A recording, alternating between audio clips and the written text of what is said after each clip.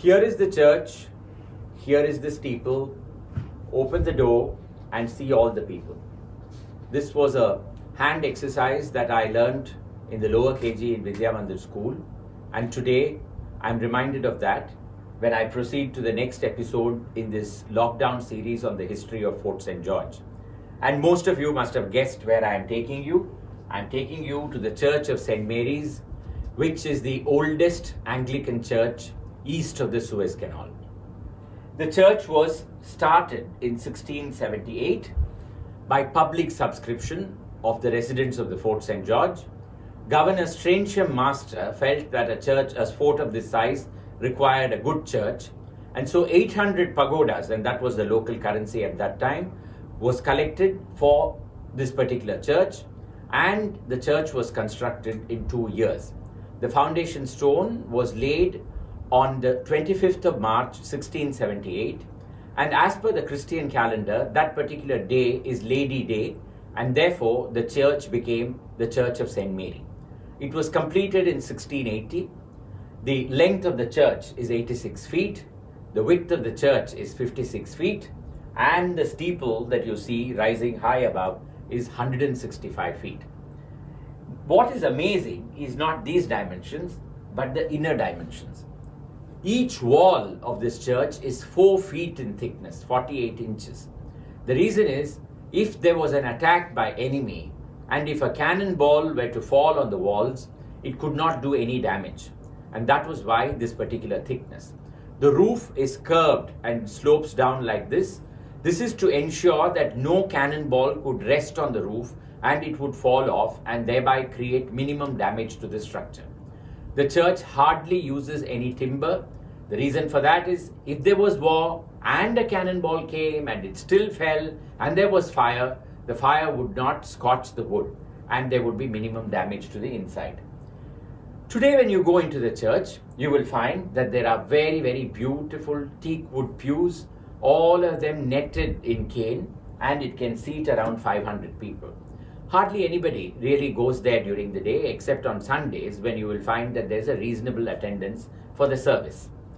The altar has a magnificent painting depicting Jesus Christ's Last Supper done by George Willison in the 18th century.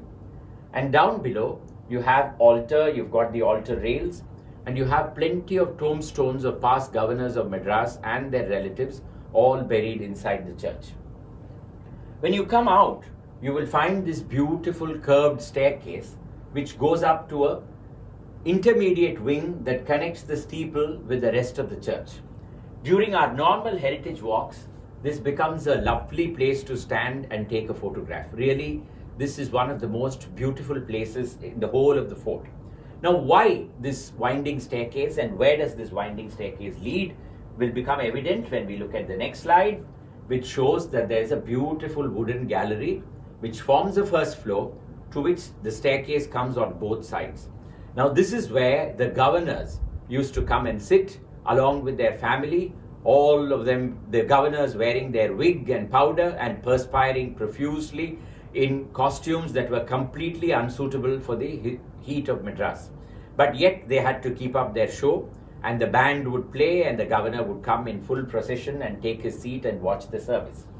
If you take a closer look at the gallery, you'll find that it's completely made of wood. It's made of Burma teak, and some very fine tracery work has been done on it.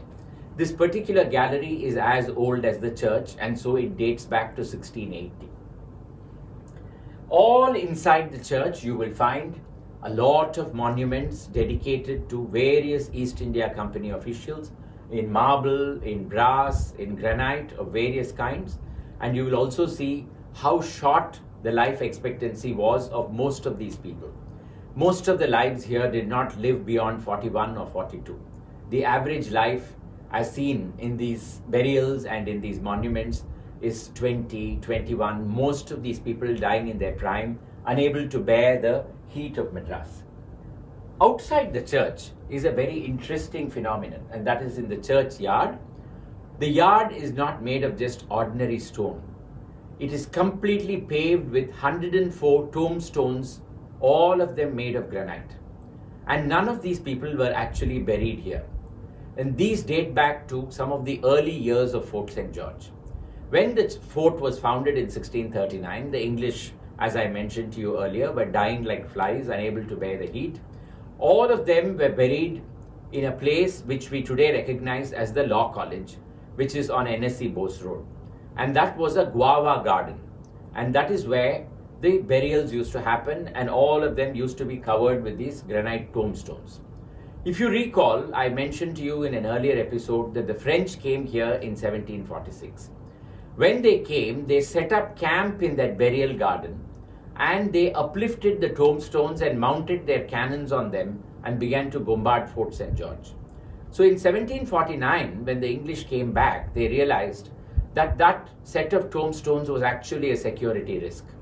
And so they decided that they were going to remove those tombstones and bring them and lay them all around the Church of St. Mary's in the fort.